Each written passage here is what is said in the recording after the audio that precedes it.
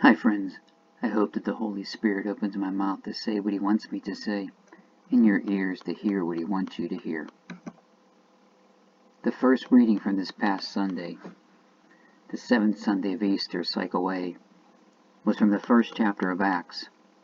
The last line in this reading said, "All these devoted themselves with one accord to prayer, together with some women, and Mary, the mother of Jesus, and his brothers." Now, this in no way means that Mary gave birth to other children. This is just another example of how, in the time of Jesus, they spoke quite differently than we do. An example of this, of how they spoke differently than we do, is in the 18th chapter of Luke's Gospel. Bartimaeus cries out to Jesus, "Jesus, Son of David, have pity on me." Everyone understood that David is not Jesus' father, but rather Jesus is the descendant in the line of King David. Another example is in 1 Corinthians 15, verse 6. St. Paul writes about Jesus after his resurrection.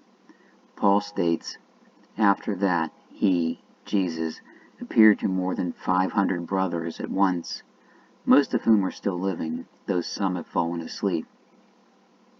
500 brothers. This obviously does not mean that some woman gave birth to 500 boys.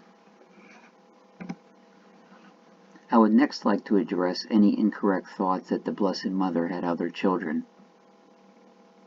Let's take a look at what the early church fathers had to say on this subject. One of my favorite saints, Saint Athanasius, in his work, Four Discourses Against the Arians, which was written in the year 360, says, "Therefore let those who deny that the Son is from the Father by nature, and proper to his essence, deny also that he took true human flesh of Mary, ever virgin." St. John Chrysostom thought so much of St. Athanasius that he advised every Christian to read the life story of St. Athanasius.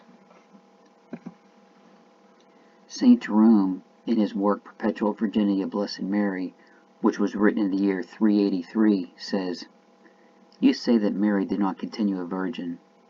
I claim still more that Joseph himself, on account of Mary, was a virgin, so that from a virgin wedlock a virgin son was born." Pope St. Leo I, in his work Sermons, which was written in 450, said, "The origin is different, but the nature alike. Not by intercourse with man, but by the power of God was it brought about. For a virgin conceived, a virgin bore, and a virgin she remained." There are many more examples that I can give, but hopefully the ones that I did mention are enough to prove the point. Live Jesus in our hearts forever.